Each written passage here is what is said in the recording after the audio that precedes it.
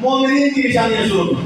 والذین یؤمنون باللہ والیوم الآخر ورسولہ. اللہ نے فرمایا مومن وہ ہے جو اللہ پر بھی ایمان رکھتے ہیں اور اس کے رسولوں پر بھی ایمان رکھتے ہیں. وَلَمْ نُفَرِّقُ بَيْنَ أَحَدٍ مِّنْهُمْ. اور ان مومنین میں سے کبھی بھی کسی ایک مومن نے کبھی بھی نہ اللہ کا انکار کیا نہ اللہ کے رسول کا انکار کیا.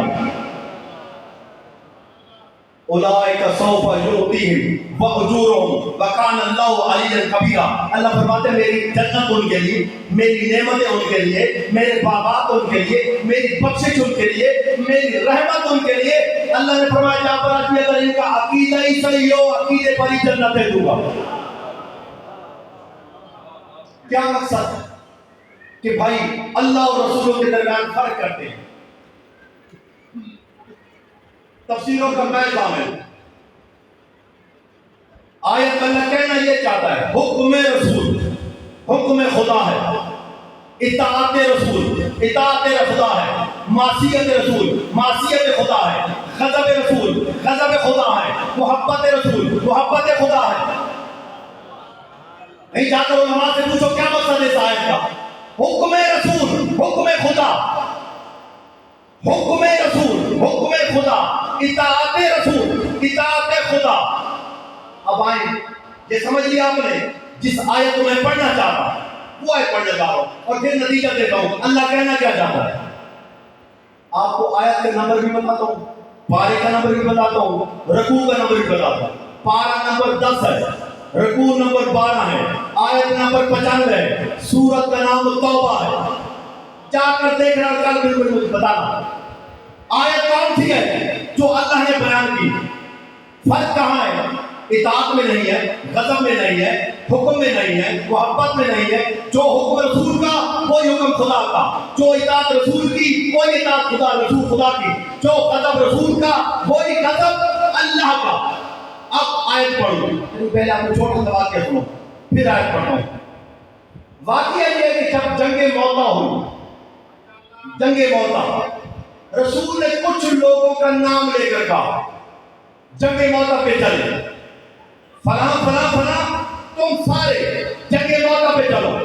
تو ایک صحابی نے کہا یا رسول اللہ میری بیوی بیمار ہے. ہاں یہ بیوی والا مت بڑا پرانا ہے. یا رسول اللہ میری بیوی اکیلی ہے، میرا گھر خالی ہے، میں نہیں چل سکتا. نہ کہے. اب جب جنگ موتا فتح ہو گئی اور رسول واپس آ گئے اب انہوں نے میٹنگ کی. اب وہ کون تھے مجھے نہیں پتا، کتابوں میں نام ہے ان کے. انہوں نے میٹنگ کی کہ چلو جا کر رسول سے معافی مانگے، ہم نے بڑی غلطی کی ہے رسول کی بات نہ مان کر، اور چلو رسول سے معافی مانگے. یہ ادھر سے چلے یا ادھر سے سورۃ توبہ میں 95 نمبر آیت نازل ہوئی. سیحلفون باللہ لکم اذا انقلبتم الیہم لتعرضوا. میرے حبیب یہ ان قریب آ کر آپ کے پاس آئیں گے اور اللہ کی قسمیں کھائیں گے، آپ کو میرا واسطہ دیں گے کہ ہم سے جو غلطی ہو گئی ہے اس غلطی کو معاف کر. اللہ اکبر. سیحلفون باللہ لکم اذا انقلبتم الیہم لتعرضوا. میرے حبیب ان قریب آ رہے ہیں آپ کے پاس، ہم سے جو غلطی ہو گئی ہے اس غلطی کو معاف کر. میں آپ سے سوال کرنا چاہتا ہوں بھائی اگر انہوں نے غلطی کی تھی تو مسلح بچھا کر اللہ سے کیوں نہیں معافی مانگی؟ مسلح بچھا کر اللہ سے کیوں نہیں معافی مانگی؟ پتہ چلا تھے منافق لیکن پتہ ان کو بھی تھا جب تک رسول معاف نہیں کرے گا اللہ معاف نہیں کرے گا. اللہ اکبر. میرے ابھی آ رہے ہیں آپ کے پاس کہ ہم سے جو غلطی ہو گئی ہے اس غلطی کو معاف کر.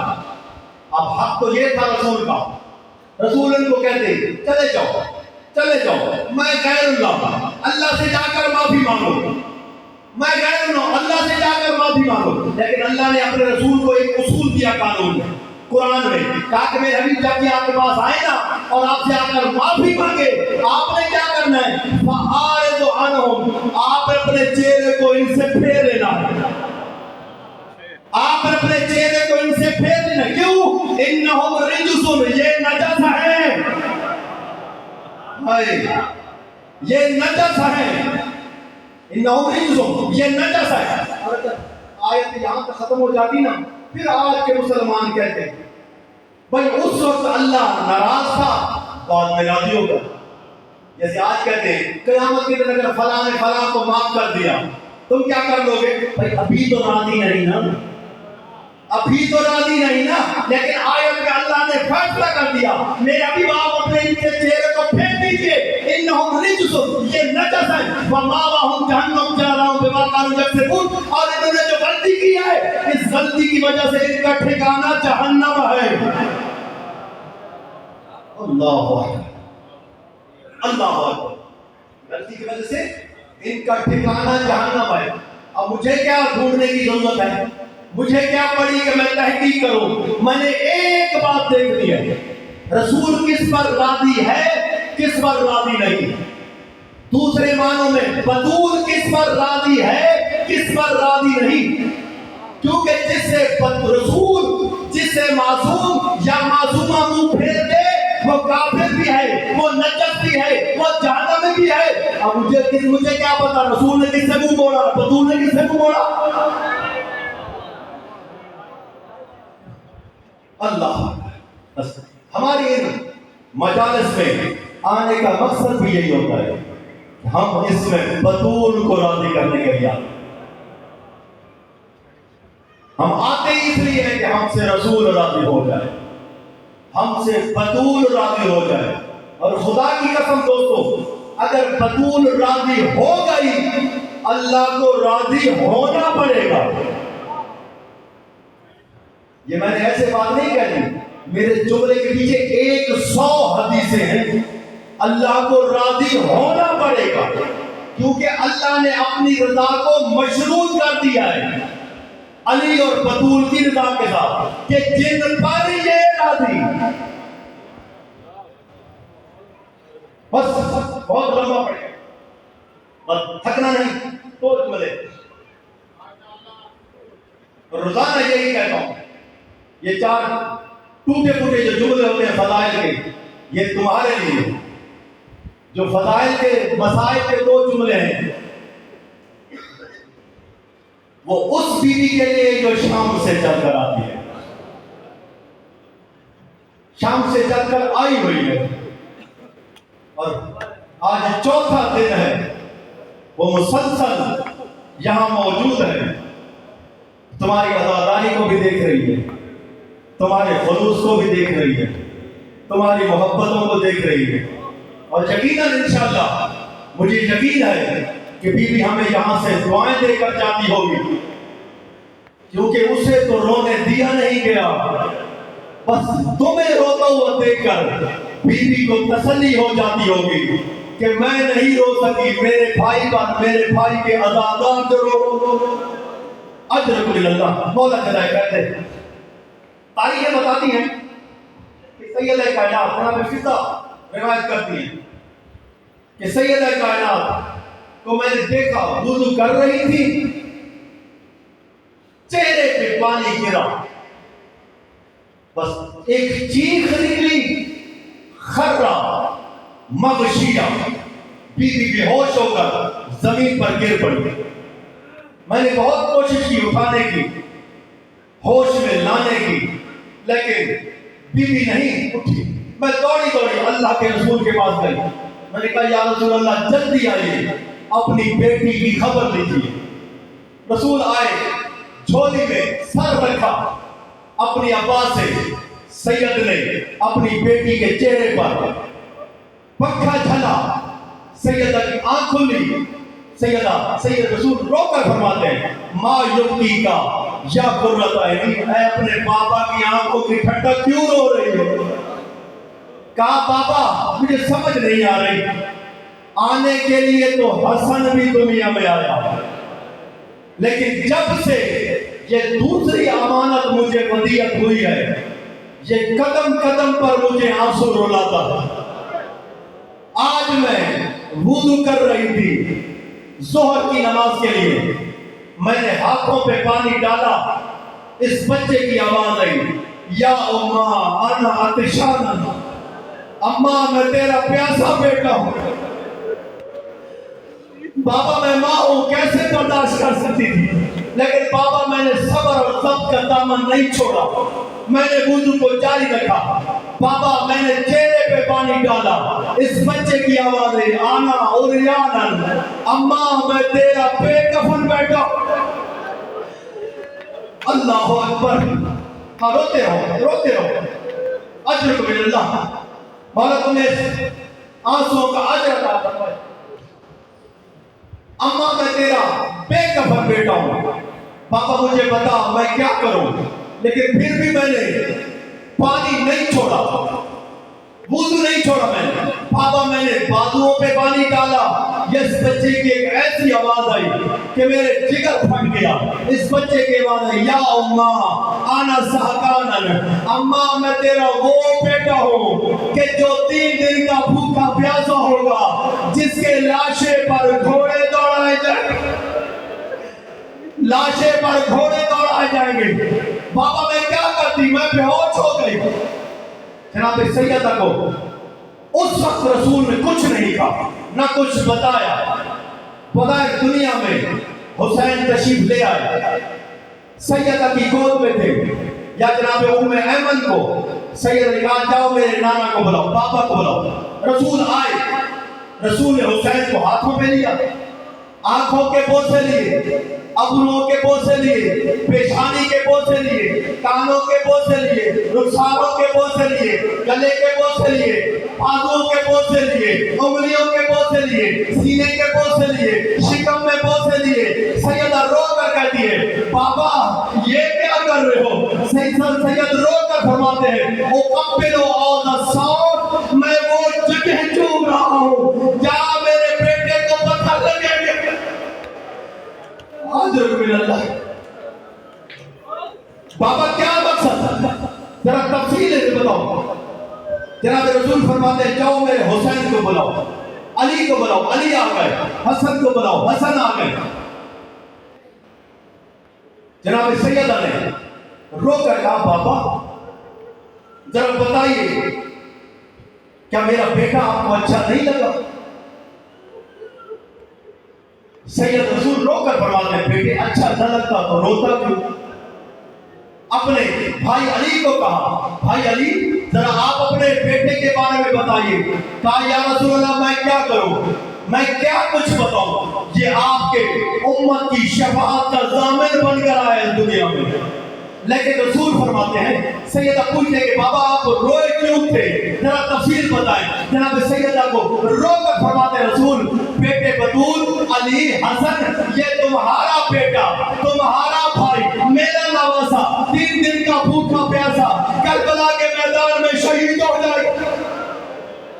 سیدہ رو کر فرماتے بابا پھر روتے تو اپنے ہیں، کیا آپ میرے بیٹے کو روئیں گے؟ رسول فرماتے میں ظاہراً موجود نہیں ہوگا، علی آپ روئیں گے میں بھی موجود نہیں ہوگا، حسن بیٹا آپ بھائی کو روئیں گے میں نہیں موجود ہوگا۔ جناب سیدہ فرماتی ہے پھر میں تو ہوں گی، میں سر سے چادر اتار کر میں اپنے بیٹے کا ماتم کروں گی۔ رسول فرماتے کہ بیٹے یہی وجہ ہے آپ بھی موجود نہیں ہوں گے۔ جناب سیدہ فرماتی ہے بابا پھر روتے تو اپنے ہیں، میرے بیٹے کو روئے گا کون؟ جناب رسول فرماتے ہیں بیٹے گھبراؤ نہیں، اللہ نے مجھ سے وعدہ کیا، اللہ نے مجھ سے وعدہ کیا۔ میں کہتا رہتا ہوں جن کو حسین سمجھ میں نہیں آتا وہ حسین کی مجلس میں آئے، جن کو حسین سمجھ نہیں آتا حسین کی مجلس میں آئے۔ رسول فرماتے ہیں اللہ نے مجھ سے وعدہ کیا ہے میں ایک ایسی قوم کو پیدا کروں گا جس قوم کے بچے حسین کے بچوں کو روئیں گے، جس قوم کی بہنیں حسین کی بہنوں کو روئیں گے، جس قوم کی بیٹیاں حسین کی بیٹیوں کو روئیں گے، جس حسین کے جوان حسین کے جوانوں کو روئیں گے، جس حسین کے بزرگ حسین کے بزرگوں کو روئیں گے۔ سیدہ فرماتی ہے بابا پھر روتے تو اپنے ہیں، آپ اپنے میرے بیٹے عزاداروں کو کیا دیں گے؟ رسول نے علی کی طرف دیکھا، علی اپنے بیٹے کے عزاداروں کو کیا دیں گے؟ علی نے حسن کی طرف دیکھا، حسن آپ اپنے بیٹے کے عزاداروں کو کیا دیں گے؟ ابھی یہ باتیں کر رہے تھے یا سید نے فرمایا نانا بابا آپ دے یا نہ دے، علی آپ دے یا نہ دے، حسن آپ دے نہ دے، لیکن میں جنت کے دروازے پر کھڑی ہو جاؤں گی اور کہوں گی پروردگار عالم جب تک میرے بیٹے کے عزادار جنت میں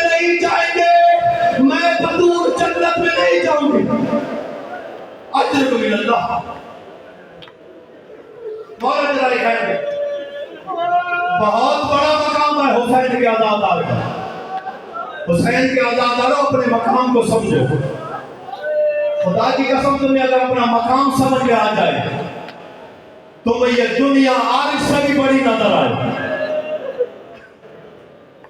तेरे मौला सज्जाद फरमाते हैं कि माशर के मैदान में सारी खुदाई जमा होगी, आदम से लेकर कयामत तक पैदा होने वाली सारी खुदाई जमा होगी।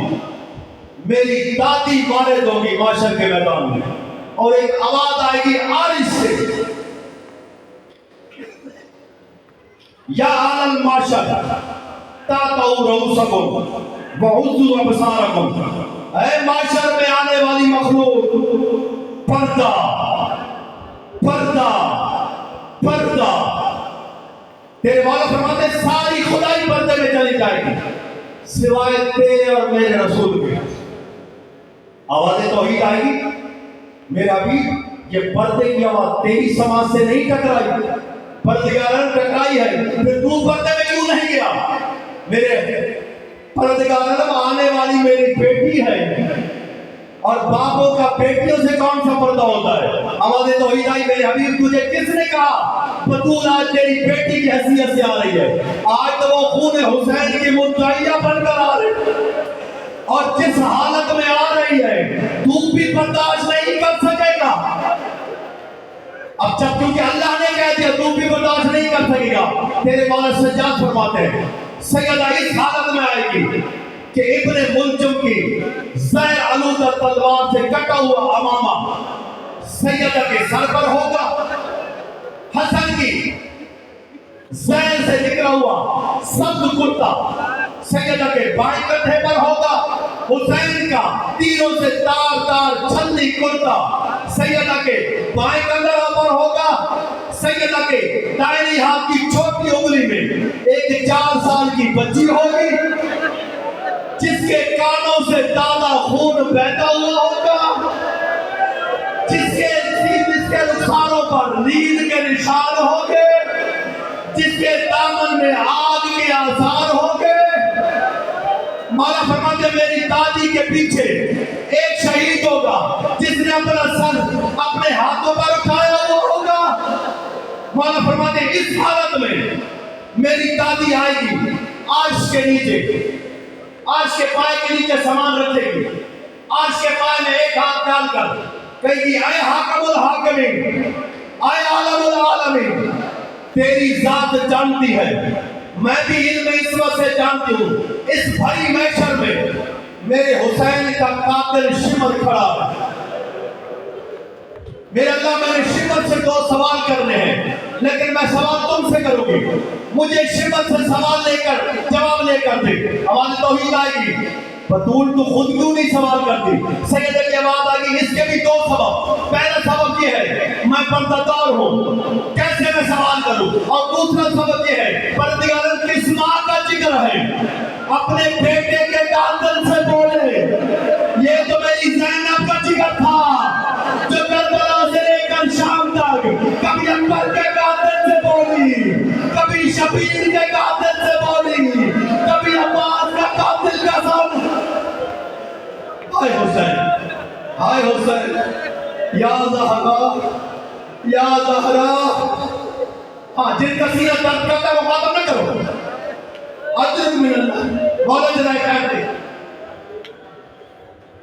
आवाज़ें तौहीद आएगी, बतूल वक्फे वक्फे से सवाल करना, कहीं इस कयामत में दूसरी कयामत ना आ जाए। इमाम फरमाते थोड़े वक्फे के बाद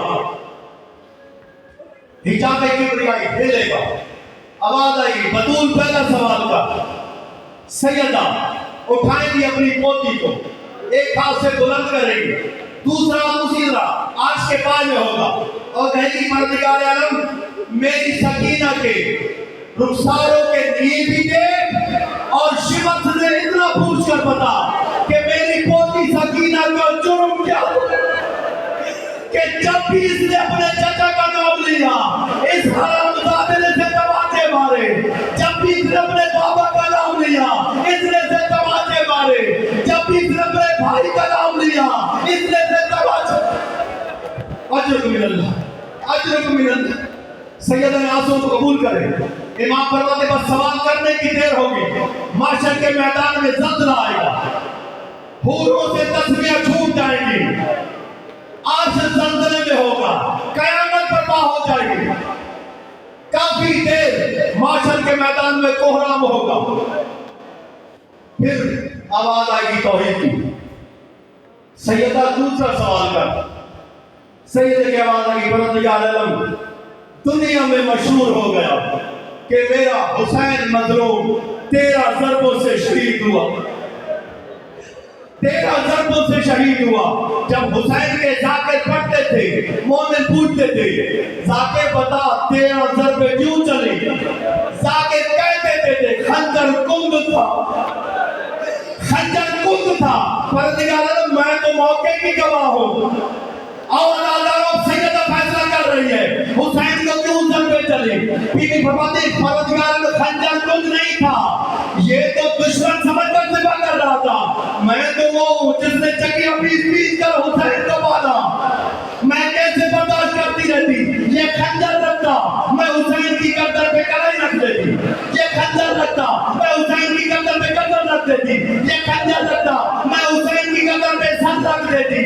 پروردگار عالم آپ پتہ تو ہو چکا ہے نا, تجھے دلیل چاہیے. میں سب سے پتہ اٹھاتی ہوں.